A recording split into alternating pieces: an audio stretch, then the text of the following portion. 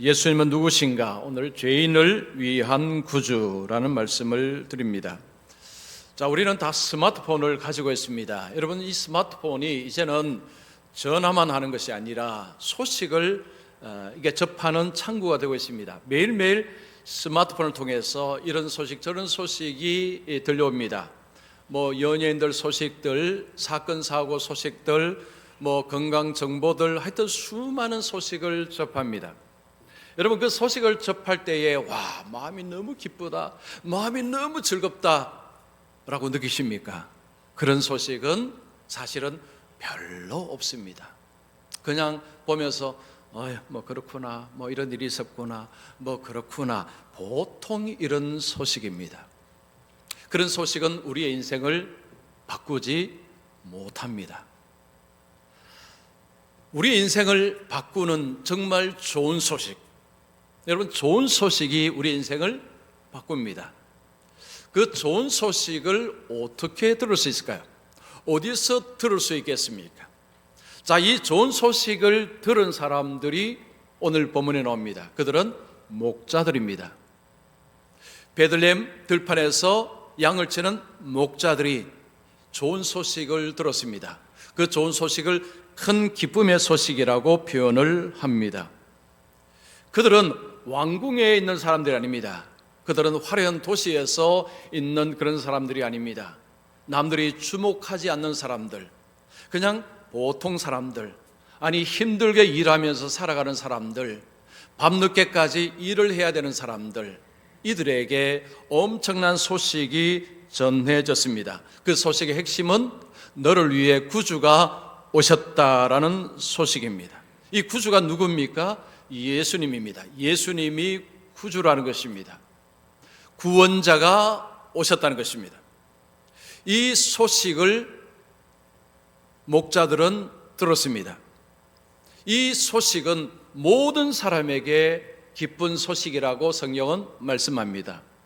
자, 예수님이 구주시라, 예수님이 구주시다. 예수님이 도대체 어떤 구주십니까? 오늘 제가 이것을 두 가지로 말씀을 드리겠습니다. 자, 첫 번째, 예수님은 죄인을 위해 오신 구주이시다. 예수님께서 태어나시던 그날, 그때에 베들레헴 들판에서 목자들이 밤새 양들을 지키고 있었습니다. 밤늦게 집에 있는 것이 아니라 들판에 있습니다. 얼마나 피곤하겠습니까? 얼마나 힘들겠습니까? 밤에는 집에 가서 쉬어야 합니다. 그래야 그 다음 날도 또 생활할 수 있습니다. 그런데 밤일을 한다는 것은 굉장히 몸에 좋지 않습니다. 그때는 지금이나 이건 몸에 굉장히 좋지 않습니다. 건강에 해롭습니다. 자, 이 목자들은 밤에도 집에 못 가고 양떼를 지키고 있었습니다. 그때 그들에게 천사가 찾아왔습니다. 천사만 찾아온 것이 아니고 그들에게 영광의 빛이 비춥니다. 9절 보시면 주의 사자가 곁에 서고 주의 영광이 그들을 두루 비추매. 지금 목자들은 피곤한 상태에 있습니다. 늘 여느 날처럼 그냥 양떼를 지키고 있는 가운데서 천사가 갑자기 방문했습니다. 그리고 그들을 비춥니다. 영광의 빛이 그들을 비춥니다. 하나님의 임재의 빛입니다. 얼마나 그들이 놀랐을까요? 천사가 방문을 한 것인데 사실은 하나님이 그들을 방문한 것입니다. 그들은 무서워합니다. 두려워합니다. 우리가 성경에 보면 하나님을 만나는 사람, 천사를 만나는 사람들이 공통적으로 느끼는 감정은 두려움입니다. 이들도 두려워합니다. 천사가 말합니다. 두려워하지 말아라, 겁내지 말아라, 안심하라 이야기를 합니다. 천사는 그들에게 두려운 소식을 전하러 온 것이 아닙니다. 그들을 해하러 온 것이 아닙니다. 그들을 겁주러 온 것이 아닙니다. 그들에게 좋은 소식을 전하러 왔습니다. 보라, 내가 온 백성에게 미칠 큰 기쁨의 좋은 소식을 너에게 전하노라. 온 백성에게 라고 이야기합니다. 온 백성입니다. 온 세상 백성을 말합니다. 천사가 전하는 소식은 모든 사람들에게 좋은 소식이라고 이야기를 합니다. 왜 이 소식이 기쁨의 소식일까요? 죄인을 구원한다는 소식이기 때문입니다. 천사가 목자들에게 전하는 소식은 구주가 오셨는데 죄인을 구원하러 오셨다라고 이야기를 합니다. 왜 이것이 모든 사람에게 해당되는 이야기입니까? 모든 사람이 죄인이기 때문입니다. 모든 사람이 멸망으로 치닫고 있기 때문입니다. 그래서 죄인을 위해서 구주가 오셨다. 이것은 모든 사람에게 좋은 소식, 기쁜 소식이 되는 것입니다. 자, 우리는 살다 보면 좋은 소식을 종종 듣기는 듣습니다. 어떤 일을 잘해서 상을 받기도 하고 칭찬을 받기도 하고 자녀들이 또 어떤 학교도 잘 들어가고 취직도 하고 이런 일이 있으면 그게 좋은 소식이죠. 그런데 이게 나이가 들면 들수록 기쁘고 좋은 소식보다는 부담스럽고 불편하고 힘든 소식이 더 많습니다. 여러분, 올 한 해 한번 생각해 보십시오. 올 한 해 동안 수많은 소식을 들었는데 어떤 소식이 많았습니까? 좀 부담이 되고 좀 불편하고 힘들고 걱정되는 소식이 많지 않았습니까? 살면 살수록 사실은 기쁜 소식보다는 좀 불편한 소식을 더 많이 듣게 되는 것 같습니다. 그런데 하나님께서는 우리에게 진짜 좋은 소식, 큰 기쁨의 소식을 준비하고 전해주셨습니다. 여러분 11절 보시면 오늘 다윗의 동네에 너희를 위하여 구주가 나셨으니 곧 그리스도 주시니라. 여러분 이 11절이 너무너무 중요한 구절입니다. 오늘 다윗의 동네에 너희를 위하여 구주가 나셨다라고 이야기합니다. 너희를 위하여, 이 표현이 중요한 표현입니다. 너희를 위해서. 지금 이 말씀의 당사자는 목자들입니다. 그러나 이것은 우리 모두를 지칭하는 것입니다. 자, 목자라고 생각할 때 목자들을 위해서 너희를 위해서 구주가 나셨다라고 이야기합니다. 이것이 목자들에게 주어진 기쁨의 소식입니다. 그러면 어떻게 해서 이것이 목자들에게 기쁨의 소식이 되느냐? 그 목자들이 그렇게 기다리던 메시아가 왔다는 소식이기 때문입니다. 메시아가 오셨다는 것입니다. 유대인들이 기다리던 메시아가 오셨다는 소식을 전한 것입니다. 그러면 이 말씀에서 메시아가 오셨다는 것을 무엇으로 이야기하느냐? 다윗의 동네라는 표현입니다. 다윗의 동네. 이것은 베들레헴입니다. 다윗의 동네 베들레헴에 메시아가 탄생한다는 예언이 미가서에 있습니다. 미가서 5장 2절 보시면 제가 읽습니다. 베들레헴 에브라다야 너는 유다 족속 중에 작을지라도 이스라엘을 다스릴 자가 내게서 내게로 나올 것이라. 자, 구약에서 미가서는 예언을 합니다. 베들레헴에서 메시아가 탄생할 것이다 라고 예언을 했습니다. 이곳은 다윗의 고향입니다. 지금 천사가 목자들에게 다윗의 동네에 베들레헴에 구주가 나셨다, 구약에 예언된 그 구주가 나셨다는 것입니다. 구약에서 예언된 그 메시아가 나셨다는 것입니다. 그 메시아가 오셨다는 것입니다. 유대인들이 기다리던 그 메시아가 이 땅에 드디어 오셨다는 것입니다. 여러분, 구주라는 말이 무슨 말입니까? 구주는 로마 황제들에게 하는 표현이 구주였습니다. 구원자라는 표현입니다. 로마 황제에게 구주라는 칭호를 붙였습니다. 그런데 이 칭호를 누구에게 붙입니까? 예수님, 지금은 아기 예수입니다. 아기 예수에게 구주라는 칭호를 붙입니다. 사람들이 이 말을 들을 때 납득하겠습니까? 아기에게 구주라는 칭호를 합니다. 로마 황제에게 붙이는 칭호를 아기 예수에게 붙이는 것입니다. 그리고 그리스도라고 이야기합니다. 그리스도는 기름 부음을 받은 자입니다. 그리스도는 히브리어로 메시아입니다.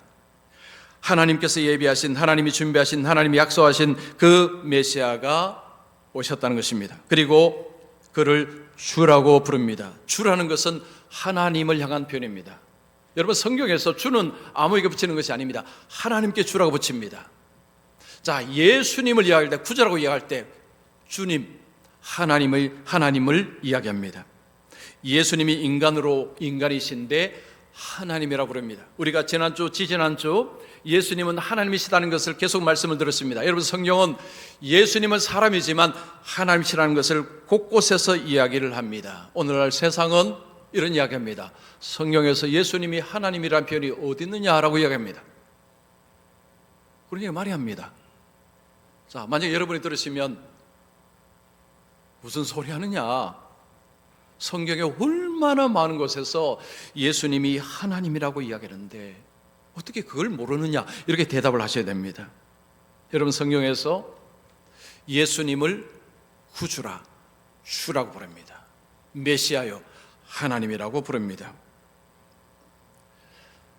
메시아가 오셨다, 구주가 오셨다, 이것이 이 세상의 큰 기쁨의 소식이라고 합니다.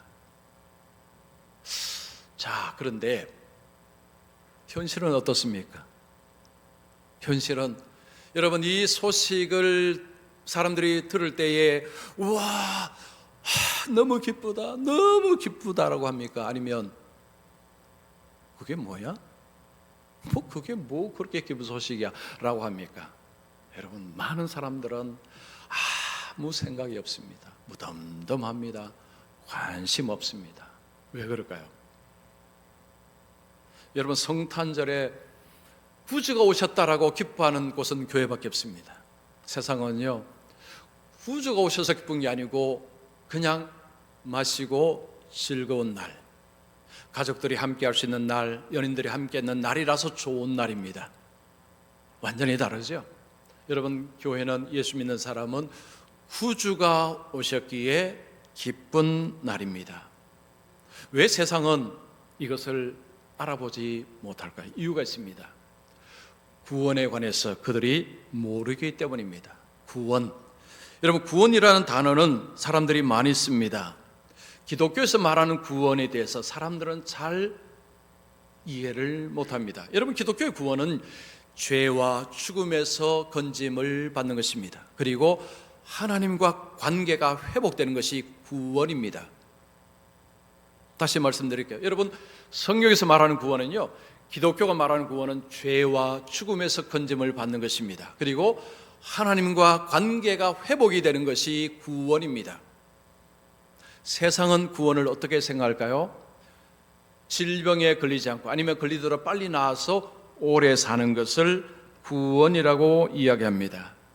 그래서 오늘날은 인간의 힘으로, 과학기술로 구원을 이루어낼 수 있다고 이야기합니다. 이제는 암도 정복이 가능하다, 질병에 대한 정복이 가능하다라고 이야기합니다. AI 시대에 이제는 모든 것이 가능하다라는 이야기를 사람들이 하기 시작합니다. 제가 질문하겠습니다. 자, 암이 정복되었습니다. 그러면 인간은 더 이상 아무 문제 없이 행복하고 즐겁고 그렇게 살까요? 그렇지 않습니다. 아무리 육체가 건강해도요, 사람의 문제, 더 큰 문제는 마음에 웅크리고 있습니다. 육신이 멀쩡해도 마음이 멀쩡하지 않을 수 있습니다. 오늘날 현대인들을 정말로 힘들게 하는 것은 육신의 질병보다 마음의 질병입니다. 우울증, 불안장애, 공황장애, 공포증, 강박장애, 외상후 스트레스 장애, 조현병, 섭식장애, 성격장애, 이런 장애들이 오늘날 현대인들을 많이 괴롭힙니다. 몸은 멀쩡하지만 마음으로 인해서 삶을 포기하는 사람들도 많습니다. 질병을 참는다고 인간의 삶이 완전히 행복으로 즐거움으로 바뀌느냐? 그렇지가 않다는 것입니다. 아무리 과학기술이 발전해도 이 마음의 그런 문제를 잡아낼 수 있느냐, 그걸 치료할 수 있느냐? 쉽지 않습니다. 결코 쉽지 않습니다. 왜 그럴까요? 죄가 문제를 계속 양산하기 때문입니다. 즉, 죄 문제가 해결되지 않는 한 문제는 계속해서 튀어나올 것입니다. 몸이 아무리 건강해도 여러분, 이 죄라는 것은 끊임없이 우리 속에 문제를 양산하기 때문에 이런저런 불행하고 힘들고 고통스러운 일은 끊임없이 일어난다는 것입니다. 우리는 다 죄인이라서 어찌할 수 없이 그런 문제를 안고 살아갑니다. 우리 모두가 동일한 관점에서 살아가는 것입니다. 그래서 죄인에게는요, 구주가 필요합니다.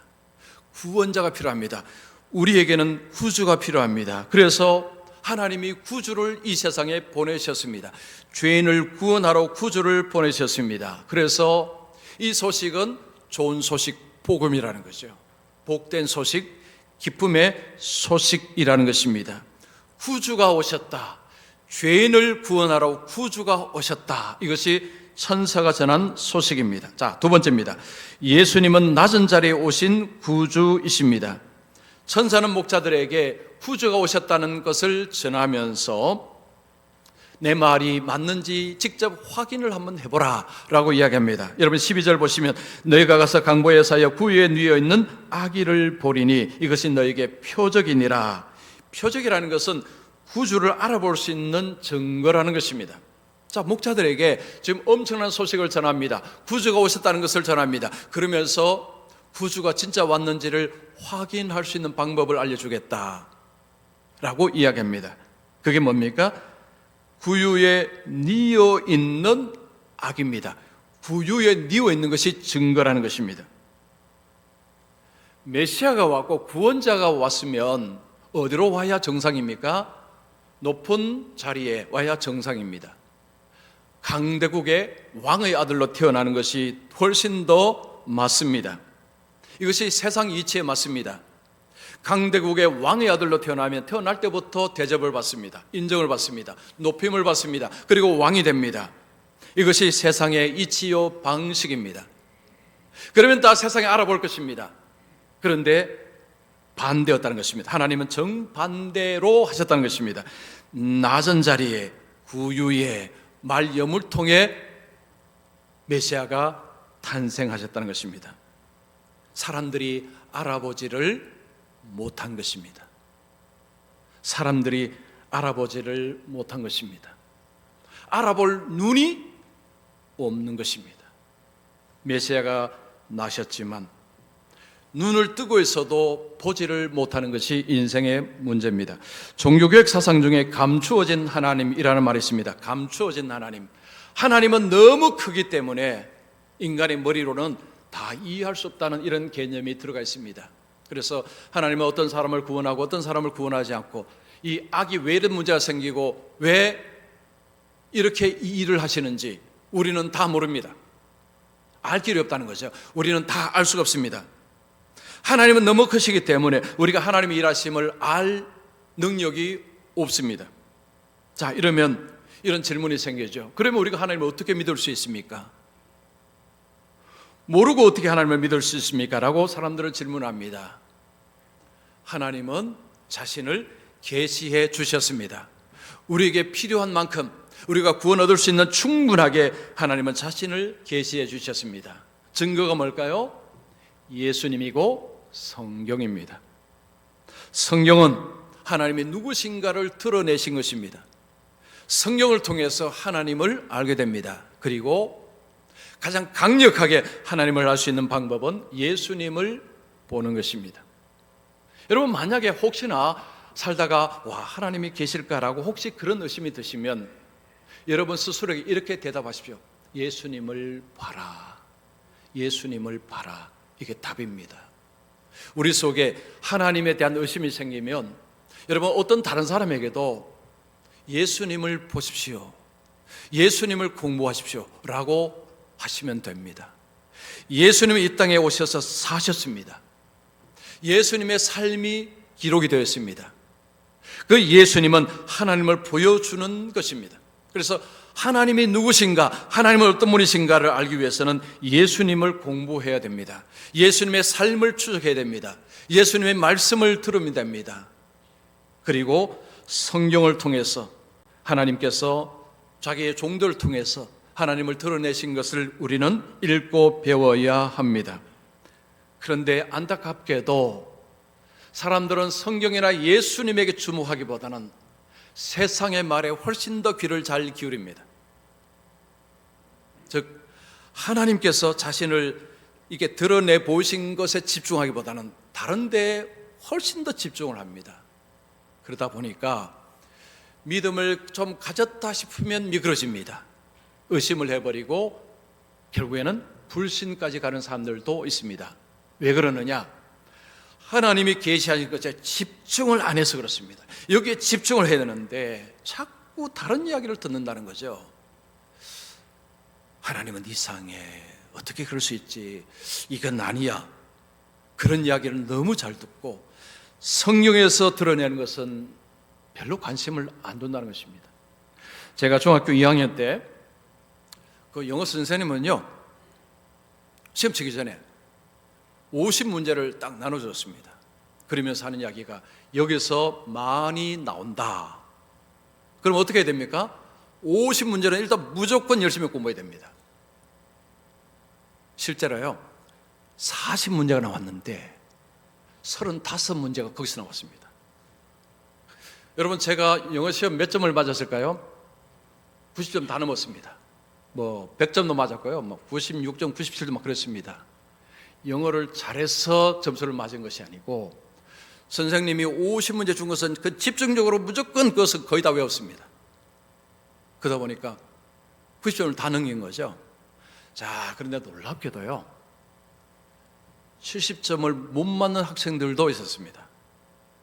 시험 치고 나서 선생님이 그런 학생들은 옛날에 저희가 다닐 때는 앞으로 불렀습니다. 그 창피를 줬습니다. 이 바보들아, 문제를 다 줬는데도, 그런데도 70도 못 맞냐. 그리고 그때는요, 밀대로 막 때렸습니다. 밀대 자루 있죠? 그걸로 그냥 막 사정없이 폈습니다. 그런데도 그 다음에도 여전히 70점을 못 맞는 학생들이 있었습니다. 문제를 답을 요것만 보면 된다면 그걸 먼저 보고 집중적으로 좀만 보면 되는데 그걸 안 했다는 거죠. 그걸 안 했다는 것입니다. 여러분, 신앙생활도 마찬가지입니다. 여러분, 성경을요, 우리는 갖고 있지만, 이거 갖고 있지만 그냥 장식품으로 갖고 있으면요, 하나님을 잘 모르게 됩니다. 그리고 믿음이라는 것이 그냥 왔다리 갔다리 됩니다. 의심 갔다가 불신 갔다가 또 믿음 왔다가 이렇게 됩니다. 우리가 집중 공략이 될 것은 성경입니다. 성경입니다. 성경을 집중 공략이 됩니다. 성경에서 하나님이 자신을 어떻게 말씀하셨는가를 배워야 됩니다. 읽고 배우는 일에 집중하셔야 됩니다. 아무리 바쁘셔도, 여러분 삶이 아무리 바빠도 이거 그냥 타던처럼 놔두시면 믿음이 자꾸 미끄러집니다. 세상 소리가 자꾸 들립니다. 의심이 되고요, 불신으로 왔다리 갔다리 합니다. 실제 사례가 하나 있습니다. 말씀드리면 2001년에 찰스 템플턴이라는 사람이 이제 세상을 떠났는데, 이 사람은 빌리그램하고 복음 전도를 같이 하던 사람입니다. 이 사람은 설교를 참 잘했다고 합니다. 그 젊은 시절에 설교하면요, 많은 사람들이 그 설교에 감동을 받고, 와, 정말 설교를 잘한다고 했던 사람이 이 템플턴이라는 사람이었습니다. 근데 이 사람이 나중에 불신자가 되었습니다. 그 사람이 하나님과 작별이라는 책을 썼는데, 이 책에 자신이 왜 작별했는지 이유를 썼습니다. 근데 그 이유가 별게 아닙니다. 별게 아니에요. 두 가지입니다. 첫 번째, 진화가 맞다라고 생각한 것입니다. 과학이라는 탈을 써서 진화를 이야기할 때 그 진화가 훨씬 더 옳다는 생각이 들면서 성경의 창조를 믿지 못하게 되었습니다. 이거 별거 아니죠? 두 번째는요, 세상에 악과 고통이 이렇게 많은 것을 보니 하나님이 사랑이시고 능력이시다 못 믿겠다는 것입니다. 이런 이야기는요, 옛날부터 쭉 내려오던 이야기입니다. 이거는 옛날부터 이런 이야기는 계속 내려왔습니다. 이분이 여기에 턱 걸려버린 것입니다. 왜 걸렸을까요? 이런 소리를 너무 잘 들은 것입니다. 이분이 나중에 사진을 하나 가지고 사진을 이제 이 사람들을 보여주면서 이제 이야기를 합니다. 자신의 상태를 이야기합니다. 그 사진은 뭐가 있는 거 아니? 아프리카 여인이 죽은 아이를 안고 있는 사진이었습니다. 그 사진을 가지고 그 사람이 이런 설명합니다. 이 여인의 아이가 죽었는데 비만 왔으면 이 아이가 죽지 않았을 것이다. 하나님이 비만 내려주셨으면, 그런데 비를 내려주지 못하는 걸 보니 하나님은 없고 있어도 사랑과 은혜 하나님은 아니다라고 결론을 내어버린 것입니다. 그래서 이 사람은 불신자로 돌아서 버렸습니다. 이런 사람들이 이 사람만 있는 것이 아닙니다. 요즘도 그런 사람들이 있습니다. 이런 이야기는요, 옛날부터 쭉 내려오던 이야기입니다. 새삼스러운 이야기가 아닙니다. 왜 이런 일이 벌어질까요? 여러분, 성경에서 하나님 말씀하는 길을 따라가면 되는데 자꾸 다른 데를 쳐다봅니다. 텔레비전, 요즘은 유튜브 아니면 책을 통해서요, 우리에게 의심을 주는 이야기를 잔뜩 듣다 보면 그러면 자꾸 흔들립니다. 언젠가 완전히 넘어져 버립니다. 이런 사람들이 의외로 많습니다. 하나님은요, 우리가 성경을 따라가면 우리에게 어떻게 하시는 줄 아십니까? 우리의 믿음을 강화시켜 주십니다. 강화시켜 주십니다. 하나님은 정말 각자에게 놀랍게 하나님 역사하셔서 우리가 말씀을 통해서 가다 보면 하나님은 이 모양 저 모양으로 우리가 믿는 것이 확실하다는 것을 우리에게 자꾸 보여주십니다. 그래서 여러분, 성경을 따라가는 것이 답입니다. 이게 답입니다. 정답입니다. 베들레헴 들판으로 다시 가볼까요? 천사가 소식을 전했죠. 그 다음에 무슨 일이 일어났는가 한번 보십시오. 13절에 홀련히 수많은 천군이 그 천사들과 함께 하나님을 찬송하여 이르되. 자, 지금 이 들판에서 이 소식을 듣고 있는데 홀련히 수많은 천사가 하나님을 찬송하고 있는 광경이 펼쳐진 것입니다. 이건 뭐 여기서 갑자기, 홀련히 갑자기라고 이야기합니다. 갑자기. 내용이 뭡니까? 여러분 14절 보십시오.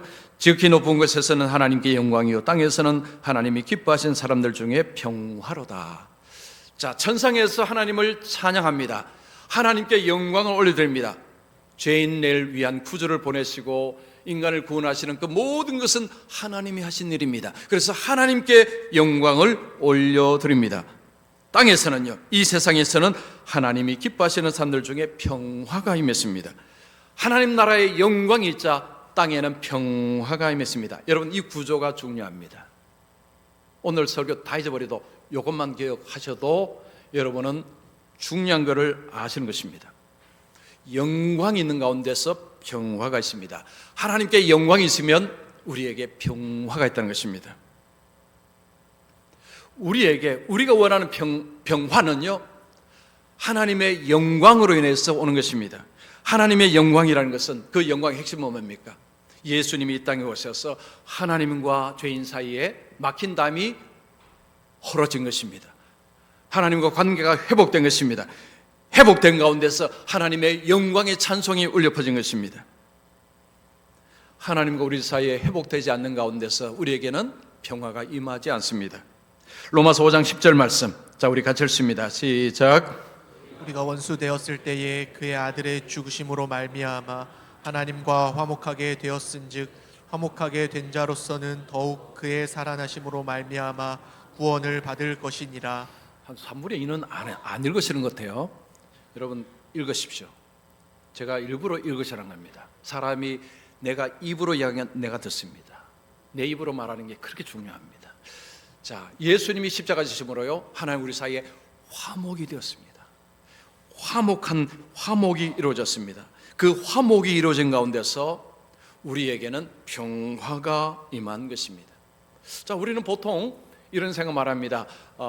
내 삶이 조금 더 편안해지고 좀 더 좋아지면 좀 주님 일을 좀 하고 주님께 영광되는 걸 좀 해보겠습니다라고 많은 분들이 생각합니다. 근데 이게 뒤집혀져야 됩니다. 내가 좀 편해지고 평안해지고 좀 삶이 좋아지면 그때 가서 하나님의 영광을 위해서 좀 살아보겠습니다 하죠. 이게 뒤집혀져야 됩니다. 먼저는요, 하나님의 영광을 위해서 살아야 됩니다. 하나님, 오늘도 이런 일을 합니다. 이게 하나님께 영광이 되게 하여 주시옵소서라고 사셔야 됩니다. 우리가 주님의 영광을 위해서 살 때에 우리에게 평화가 임합니다. 이것이 지금 14절이 우리에게 이야기하는 것이고 성탄절이 우리에게 가르쳐주는 공식입니다. 내가 조금 편해지면, 좀 여유로워지면 하나님이 하겠습니다 라고 하는 이 거꾸로 가야 됩니다. 내가 주님을 위해서 먼저 내 삶을 드리겠습니다. 오늘도 주님의 영광을 위해서 내가 살겠습니다 라고 하는 거기에 평화가 임합니다. 자, 올 한 해 한번 생각해 보십시오. 하나님을 돌아보실 때, 여러분 주님을 위해서, 영광을 위해서 살 때 여러분 마음속에 평화가 임한 그런 혹시 경험이 있으면 한번 떠올려 보십시오. 이제 새해를 향해서 나갑니다. 새해를 향해서 뭘 결단하시겠습니까? 이렇게 결단하십시오. 여러분, 이 새해도 주님의 영광을 위해서 살겠습니다. 주님의 영광을 위해서 우리가 헌신할 때에 우리 속에 평화가 온다는 것입니다. 성탄절은 좋은 날입니다. 예수님이 죄인을 위해서 이 땅에 구주로 오셨습니다. 예수님은 낮은 자리에 오셨습니다. 사람들은 예수님을 알아보지 못하고 있습니다. 낮은 자리에 오니까 못 알아보는 것입니다. 이것이 세상의 문제입니다. 세상은 전부 높은 자리로 가려고 합니다. 전부 위로 가려고 합니다. 그런데 하나님은 밑으로 내려오셨습니다. 그래서 세상이 못 알아본 것입니다. 하나님의 영광을 위해 산다는 것은 올라가는 것이 아닙니다. 내려가는 것입니다. 여러분, 내려갈 때에 거기에 하나님의 샬롬이 그 속에 임한다는 것입니다.